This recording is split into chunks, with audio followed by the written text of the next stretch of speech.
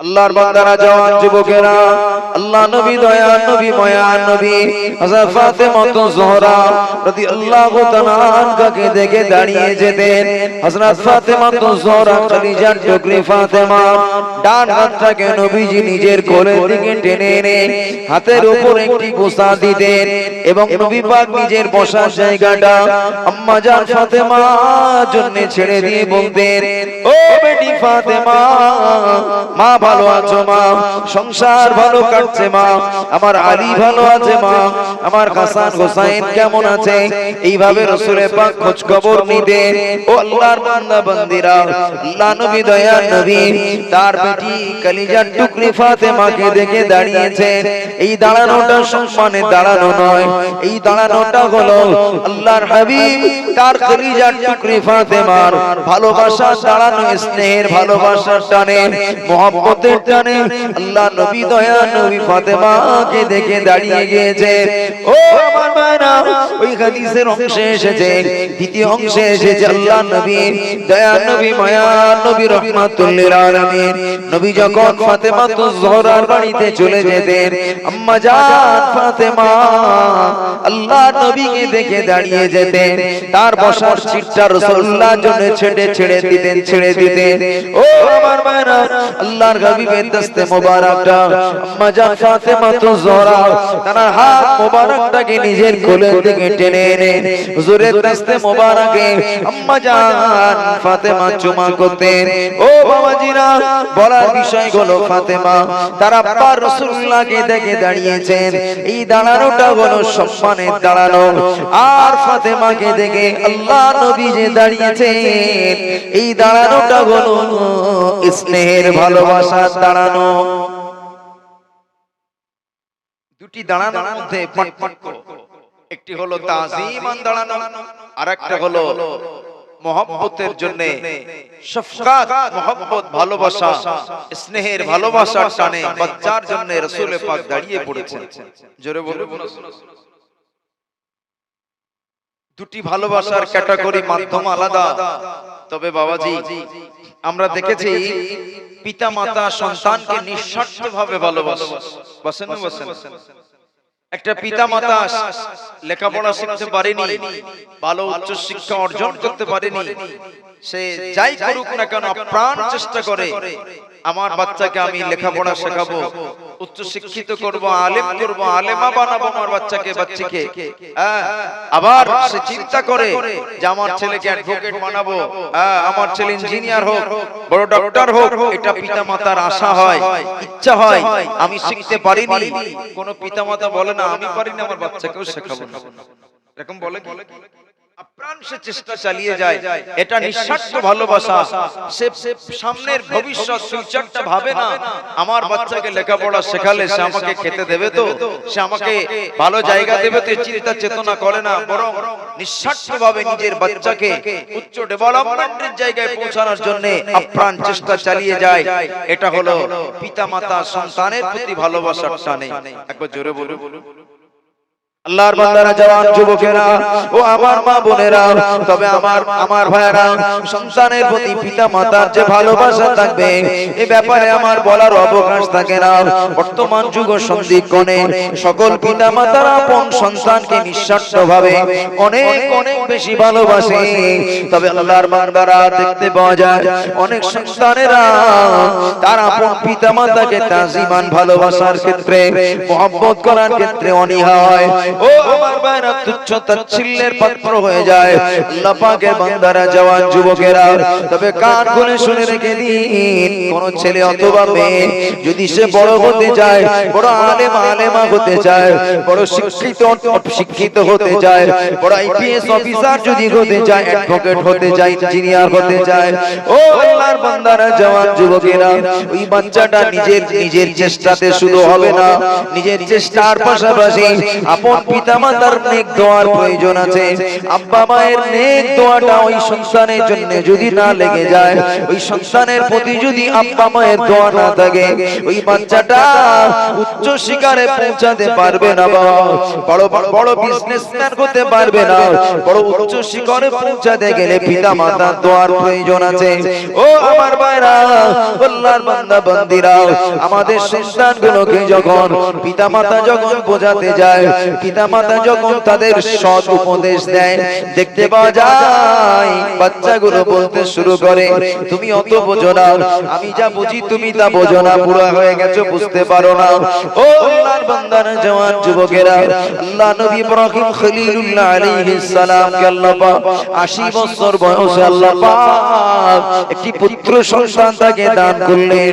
কয়েকদিন আগে আমাদের কাছ থেকে কুরবানি চলে গেল, তাই একটু আপনাকে স্মরণ করিয়ে দিই, কেমন বাচ্চা হতে হবে, তার শিষ্টাচারিতা কেমন হবে, ভদ্রতা কেমন হবে, তার শরাফতদারিতা কেমনটা হওয়া দরকার।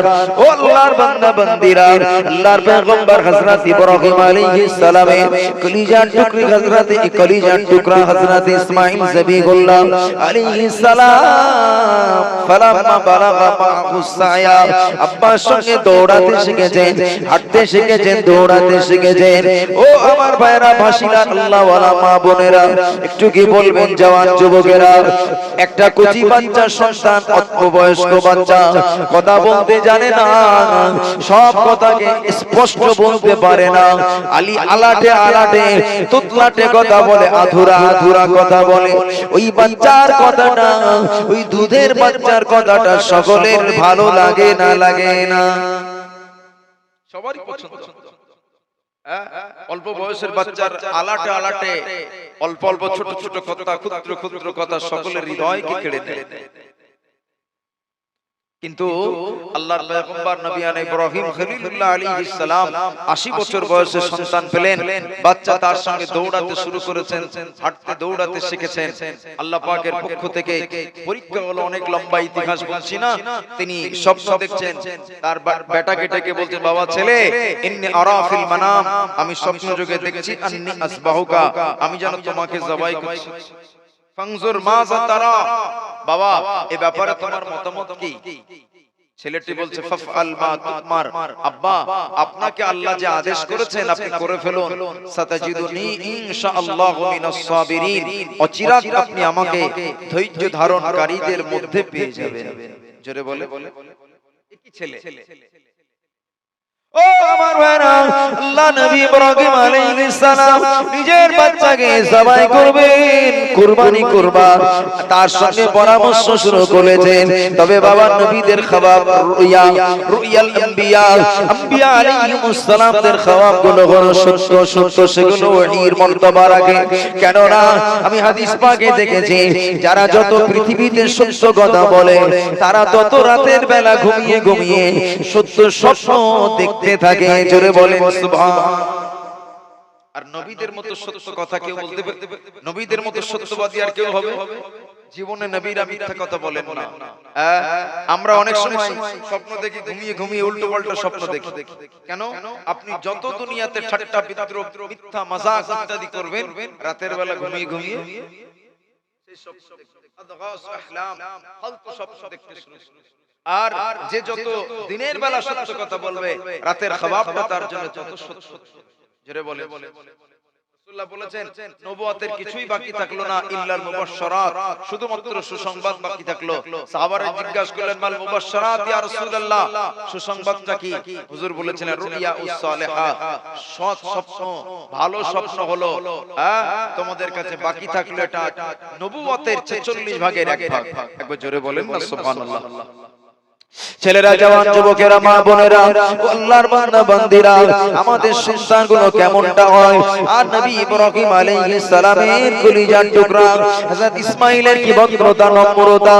ও আমার মায়েরা, বাপ বেটা সিদ্ধান্ত হয়ে গেল, আপন আব্বা জান তার কলিজার টুকরা সন্তান ইসমাঈলকে সঙ্গে করে নিয়ে মিনা জমিনে নিয়ে যাচ্ছেন, বাচ্চাকে জবাই করে দেবেন, বাচ্চাকে কুরবানি করে দেবেন।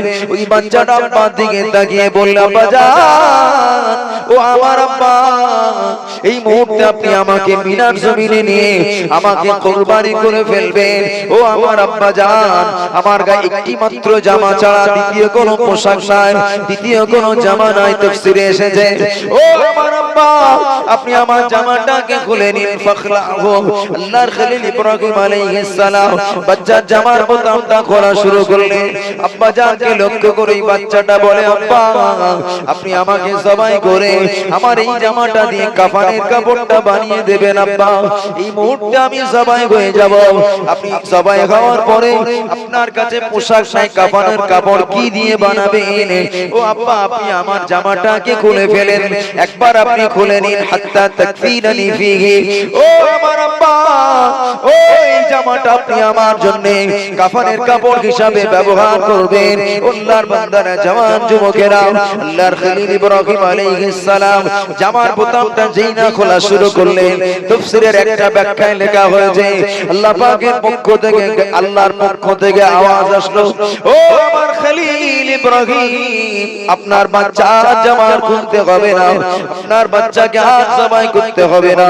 কদ সাদাক্তার রুয়া, ও আমার খলিল, আমার ইব্রাহিম, আপনি আপনার স্বপ্নকে সত্য করে দেখিয়েছেন, আর আপনার বাচ্চার জামাটা খুলতে হবে না। আল্লাহর বান্দা বান্দীরা, দ্বিতীয় ব্যাখ্যা হলো আল্লাহ নবী ইব্রাহিম আলাইহিস সালাম ওই বাচ্চাকে সঙ্গে করে নিয়ে মিনার জমিনে শুইয়ে দিয়েছেন, গলার উপরে ছুরিটা রেখেছেন। ওই বাচ্চাটা কত ভদ্র বাচ্চা, ওই বাচ্চাটার ভিতরে শিষ্টাচারিতা, নম্রতা, ভদ্রতা কেমন ছিল। ও আমার ভাইরা, আমরা কুরবানি করে ছেড়ে দিয়েছি, কিন্তু বাবা এই কুরবানিটা হলো সুন্নাত ইব্রাহিম, ইব্রাহিম আলাইহিস সালামের তরিকা, ইব্রাহিম আলাইহিস সালামের রেখে যাওয়া সুন্নাত। না না, সেই ইতিহাস থেকে শিক্ষাটা অর্জন করতে পারিনি। আল্লাহর বান্দারা, বাচ্চাটা মিনার জমিনে শুয়ে আছেন, আব্বার দিকে তাকিয়ে বলে, আব্বা জান, আপনি আমার আব্বা, আমি আপনার কলিজার টুকরা সন্তান। দুইজনের মধ্যে যথেষ্ট ভালোবাসা আছে, মোহাম্মত হয়েছে। ও আমার আব্বা, আপনি আমার দিকে দেখবেন আর আমি আপনার দিকে দেখব। বাপ বেটার মধ্যে যদি ভালোবাসা নিবেদন হয়, আব্বা আপনার জবাই করতে অন্তরে কষ্ট হবে, আপনার হৃদয়টা ব্যথিত হবে। আব্বা, তুকাল্লিবু ওয়াজহি ইলাল আর, ও আমার আব্বা জান, আপনি আমার চেহারা জাবাল জমিনের দিকে ঘুরিয়ে দেন, আপনি আমাকে উবুর করে শুইয়ে দিন। আব্বা জান, আমি আপনাকে দেখতে পাবো না, আর আপনি আমাকে দেখতে পাবেন না।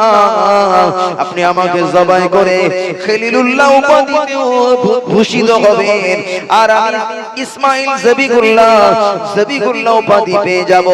ও আল্লাহর বান্দারা, তাফসীরে লেখা হয়েছে নিজের আপন বেটার ওই মধুমাখা কথা শুনে, প্রাঞ্জল ভাষা শুনে ইব্রাহিম আলাইহিস সালামের পছন্দ হয়ে গেল, নিজের বাচ্চাকে ওপর করে শুইয়ে দিয়ে। ও আল্লাহর বান্দারা, একবার ছুরি চালিয়ে তিনবার নিজের বাচ্চাকে জবাই করার চেষ্টা করলেন, না না, আপন বাচ্চা জবাই হলো না। তাফসীরে লেখা হয়েছে ওই ছুরিটা ইব্রাহিম নবী আলাইহিস সালাম ছুঁড়ে ফেলে দিলেন, ফালকাহু আলাল হাজার। ও আমার ভাইরা, ওই ছুরিটা পাথরের উপরে পড়ে গেল, ফাশাক্কাল হাজার, পাথর ফেটে চৌচির হয়ে গেল বটে, কিন্তু না না, ইসমাইল জবিগুল্লাহ আলাইহিস সালামের একটি পশম কাটতে পারলো না। জোরে বলুন সুবহানাল্লাহ। একটা পশম কাটলো না, পাথর ফেটে চৌচির হলো, কিন্তু একটা পশম কাটলো না। আল্লাহর খলিল ইব্রাহিম আলাইহিস সালাম ওই ছুরিকে লক্ষ্য করে জিজ্ঞাসা করলেন, এই, আমি তোকে তিনবার আদেশ করলাম জবাই করা, তুমি কেন জবাই হলে না? ছুরির জবান খুলে গেল। ও আল্লাহর খলিল ইব্রাহিম আলাইহিস সালাম, আপনি আমাকে তিনবার আদেশ করেছেন, আমার মালিক আমাকে ৭০ বার ডেকে বলেছে, খবরদার, ইসমাইলের একটা পশম যেন কাটবি না। জোরে বলে, আমার ঘটনাটা বলার উদ্দেশ্য নয়, উদ্দেশ্য হলো এটাই, ইব্রাহিম আলাইহিস সালামের আপন বেটাকে জবাই করার উদ্দেশ্য করলেন, কিন্তু জবাই হওয়ার জন্য আব্বার আল্লাহর আদেশকে আব্বা পালন করবেন, সেটাকে পালন করার জন্য হযরত ইসমাঈল আলাইহিস সালাম কি পন্থা, কোন ভাবে জবাই হলে আমার আব্বা আল্লাহর আদেশকে পালন করতে পারেন, সে কৌশলটা আপন বাচ্চা মৃত্যুর দোরগোড়াতে শুয়ে পড়ে ও আব্বাকে বলে দিয়েছিলেন। একবার জোরে বলেন, আমাদের বাচ্চাগুলো এরকম ও আমার ভাইরা, আমাদের ঘরে বাচ্চারা আপন পিতামাতাকে খিদমত করতে চায় না, আপন পিতামাতাকে সম্মান ইজ্জত করতে চায় না। ও বাবা ছেলে, ও বাবা মেয়ে, কান খুলে শুনে রেখে দাও। তুমি যদি তোমার আব্বা মায়ের জন্য, তোমার মায়ের জন্য যদি তোমার গায়ে চামড়া কেটে যদি অলৌকিকতা জিলদা গায়ে চামড়া কেটে বাচ্চা মায়ের পায়ের জুতা বানিয়ে দেবে, তোমার আম্মা জান ওই জুতাটাকে পরে ছেড়ে ফেলবে। নতুন জায়গা থেকে আবার চামড়া কেটে না তোমার মায়ের পায়ে জুতা বানাবে, গোটা শরীরের চামড়া ফুরিয়ে যাবে, কিন্তু না না, আব্বা মায়ের, মা জননীর এক ফোঁটা দুধের ঋণ শোধ করা যাবে না। কেননা আম্মা জান যখন আমাকে আপনাকে দুধ পান করিয়ে বড় করেছিলেন, দুধ খাইয়েছিলেন, আমরা সুনুমা হয়েছিল, শরীরের মধ্যে গ্রোথ হয়েছিল, মাংস হাড় হাড্ডি চামড়া সবকিছুতে বরকত হয়েছিল। আমার ভাইরা সুনুমা হয়ে সবকিছুতে গ্রোথ হয়েছিল, মোটা হয়েছিলাম। শুধু চামড়া দিয়ে মায়ের পায়ের জুতা বানানো যাবে না। ও আল্লাহর বান্দারা, জওয়ান যুবকেরা, আম্মা জানের খিদমত, আম্মা জানের খিদমত, ওই বাচ্চাকে বড় করার পিছনে অনেক বড় অনেক দোয়া।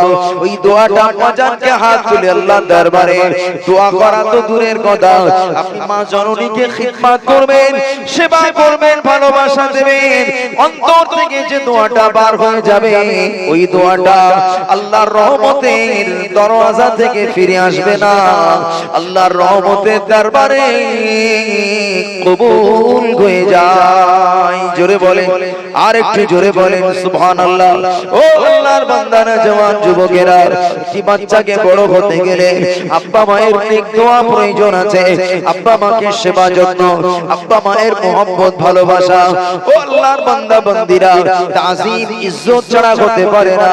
সন্তান যদি ভদ্র হয়, বাপের মুখের উপরে উঠে কথা বলবে না, মাথাটা নিচু করে এক করে বড় ভদ্রতার সঙ্গে আব্বার দিকে তাকিয়ে কথা বলবে না, ভদ্রতা নম্রতার সঙ্গে কথা বলবে। এটা হলো নেক বাচ্চা, নেক আওলাদ, সৎ আওলাদের পরিচয়। নেক বাচ্চা, সৎ আওলাদের পরিচয়। আল্লাহর বান্দারা, জওয়ান যুবক মা বোনেরা, মুরব্বিয়ান বাবাজির, আল্লাহ ওয়ালারা, আমার ভাইরা, ও আমার মা বোনেরা, আল্লাহর হাবিব বলেছেন, রিদার রব্বি ফি রিদাল ওয়ালিদিন। তোমার আব্বা মা খুশি যদি হয়ে যায়, আল্লাহ পাক খুশি হয়ে যাবেন। ওয়াসাখাতুর রব্বি ফি সাখাতিল ওয়ালিদ। যদি তোমার বাবা নারাজ হয়ে যাও, সন্তুষ্ট হয়ে যায়, স্বয়ং আমার আল্লাহ পাক নারাজ হয়ে যাবে। বাপ মাকে এদিকে খুশি করতে পারলে আল্লাহ খুশি হবে, আর পিতামাতা যদি নারাজ, আল্লাহ নারাজ হয়ে যাবে। আল্লাহু আকবার কবীরা। পিতামাতার সেবা যত্ন, মহব্বত, ভালোবাসা দরকার আছে না? আমরা বলেছেন এটা হলো সম্মানের ভালোবাসা। দুই হয়েছে। নাম্বার 3 নম্বর ভালোবাসার মাধ্যম হলো স্বামী স্ত্রীর মধ্যে ভালোবাসা হয় না? এই ভালোবাসার সম্পর্কটা কেমন? হিয়াল মুহাব্বাতুল্লাতী তাতাআল্লাকু বিশ-শাহওয়া। মুহাদ্দিসানে কেরামরা লিখেছেন, এই ভালোবাসার সম্পর্কটা হলো যৌন ক্ষুধা নিবারণের ভালোবাসা। স্বামী স্ত্রীর মধ্যে ভালোবাসা হয়, কথা বলেন না? স্বামী স্ত্রীর মধ্যে যদি ভালোবাসা না হয়, কি গো, সংসার থাকবে? সংসার টিকবে না, নষ্ট হবে। স্বামী স্ত্রীর মধ্যে ভালোবাসা, মহব্বত, পরিপূর্ণতা না দেখা গেলে সম্পর্ক নষ্ট হয় না? জি। তবে বর্তমান যুগ ও সন্ধিক্ষণে বলে রাখি যে স্বামী স্ত্রীর ভিতরে দাম্পত্য জীবনে অনেক সমস্যা, অনেক কিছু দেখতে পাই। আমি আপনার মা বোনদেরকে বলবো, স্বামী স্ত্রীর মধ্যে ভালোবাসা, মহব্বত যদি নিয়ে আসতে হয়, সাংসারিক জীবনে সুখ শান্তি নিয়ে আসতে হয়, তাহলে আল্লাহর হাবিবের স্ত্রীদের ইজদিওয়াজি জিন্দেগি, আম্মা জান হযরত আয়েশা রাদিয়াল্লাহু আনহার জীবনী পড়তে হবে, সাহাবায়ে কেরাম দিগের স্ত্রী দিগের জীবনী পড়তে হবে, আম্মা জান ফাতেমাতুজ জোহরার জীবনী পড়তে হবে। তাহলে আপনার সংসারে শান্তি আসবে। আর আপনি যদি মনে করেন সিরিয়াল দেখে সংসারে শান্তি নিয়ে আসবো, সংসারের 12টা বাজবে না? সিরিয়াল দেখে এখন মেয়েরা সংসারকে পরিচালনা করার চেষ্টা করে। আমি বলি মা, ওটাকে দেখে যদি আপনি সংসারকে পরিচালনা করার চেষ্টা করেন, আপনার সংসার ভালো হবে না, আরো শেষ হবে। ও ও আল্লাহর বান্দারা, জওয়ান যুবকেরা, কান খুলে শুনে রেখে দিন। আজকে বর্তমান যুগ সন্ধিক্ষণে মেয়েদের, নারী জাতি দিকে, নারী জাতি এবং স্বামী স্ত্রী দাম্পত্য জীবনে, ও আল্লাহর বান্দারা, যে পরিবারের স্বামী স্ত্রীর মধ্যে মিল মোহাম্মত ভালোবাসা, আল্লাহর হাবিব বলেছেন ওই পরিবারটা হলো জান্নাতি পরিবেশ। আর যে পরিবারের ভিতরে স্বামী স্ত্রীর মধ্যে কলহ দ্বন্দ্ব ফাসাদ আছে, ওই পরিবারটা হলো জাহান্নামের একটি টুকরা। আল্লাহর হাবিব দয়া নবী বলেছেন দুটি পাঁচটা বিবাহিত রমণী, তারা তার স্বামীর অবর্তমানে পাঁচজন বিবাহিত রমণী এক জায়গায় জমা হয়েছে, একত্রিত হয়েছে, সুখ দুঃখের কথা আলোচনা হচ্ছে। আলোচনা হতে হতে কোন মেয়ে যদি তার স্বামীর প্রশংসা করে, আল্লাহ নবী বলেছেন ওই স্বামীটা হলো জান্নাতি। জোরে বলুন সুবহান, আর একটু জোরে বলেন সুবহানাল্লাহ। আল্লাহ নবী দয়ার নবী বলেছেন, রাসূল বলছে পাঁচজন বিবাহিত রমণী এক জায়গায় জমা হয়ে তারা সুখ দুঃখের কথা আলোচনা হতে হতে কোন নারী কোন রমণী যদি তার স্বামীর নামে দুর্নাম করে, বদনাম করে, স্বামীর খারাপ আচরণটাকে যদি অন্যান্য মেয়েদের কাছে ব্যক্ত করে, আল্লাহ নবী বলেছেন ওই স্বামীটা হলো জাহান্নামী স্বামী। ও আমার ভাই, রাসূলুল্লাহ পরে বলেছেন পাঁচটা বিবাহিত রমণ যুবক, জওয়ান যুবক, পাঁচটা বিবাহিত পুরুষ এক জায়গাতে কাজ করতে গিয়ে যে বন্ধু বান্ধব সুখ দুঃখের কথা আলোচনা হতে হতে কোন স্বামী যদি তার বিবির প্রশংসা করে, তার বিবির তাজিমটা করে, আল্লাহ নবী দয়া নবী বলেছেন ওই স্ত্রীটাও হলো জান্নাতি। জোরে বলেন সুবহানাল্লাহ। আবার যদি তার বদনাম করে, আল্লাহ রাসূল বলেছেন ওই স্ত্রীটাও জাহান্নামী। যে আমার ভাইরা, জওয়ান যুবকেরা, এটা রাসূল পাক সরকারে দু জাহান, তিনি দুনিয়ার মানুষকে, উম্মতকে এই মেসেজ দিয়ে গেলেন, শিক্ষা দিয়ে গেলেন, স্বামী স্ত্রীর মধ্যে মিল মোহাম্মত যদি নিয়ে আসতে হয়, আম্মা জান হযরত আয়েশা সিদ্দিকা রাদিয়াল্লাহু তাআলা আনহা, তিনি রাসূল পাক ঠিক যেখানে ঠোঁট দিয়ে গ্লাসে পানি পান করতেন, আম্মা জান হযরত আয়েশা সিদ্দিকা ওখানটাতে ঠোঁট দিয়ে পানি পান করতেন।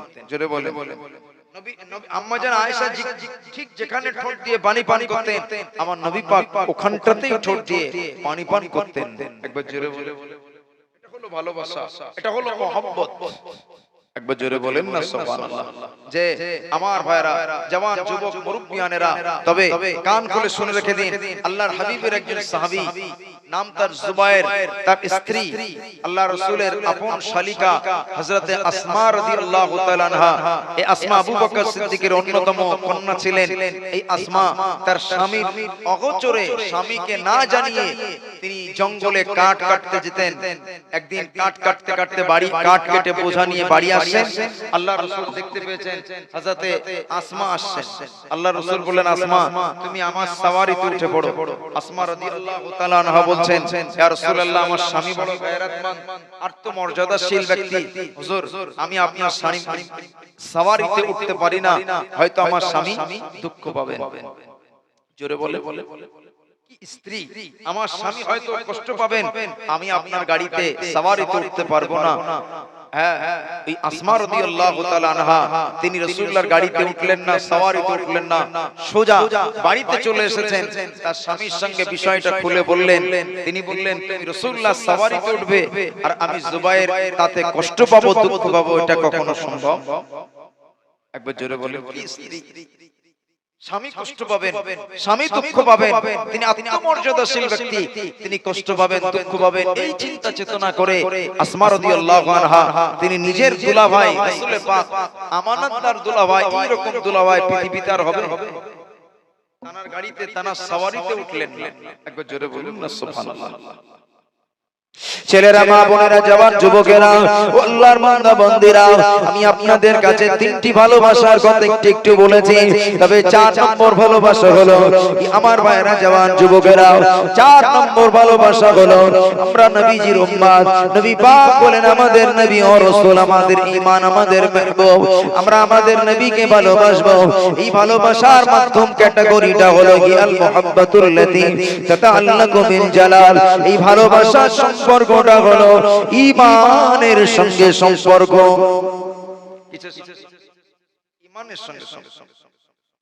বাবা তিনটি ভালোবাসা এক একটা মাধ্যম ক্যাটাগরি বলেছি, তবে রাসূলের পাককে ভালোবাসা মহব্বত করা এটা ঈমানের সঙ্গে সম্পর্ক।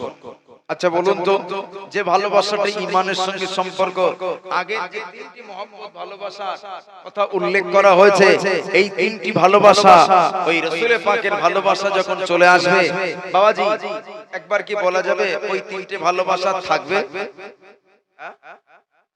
নবীর ভালোবাসার ওখানে স্ত্রী ভালোবাসা থাকতে পারে, নবীর ভালোবাসার ওখানে বাচ্চার মহব্বত ভালোবাসা টিকতে পারে? পারে না। নবীর মহব্বতের কাছে আপন পিতামাতার ভালোবাসাও টিকতে পারে না, বরং যে এখানে চলে আসবে সব কেটে বাদ যাবে। আগে রাসূলুল্লাহর মহব্বত আমার কাছে অনেক আগে, কেননা এটা হলো ঈমানের সঙ্গে সম্পর্ক। জোরে বলুন।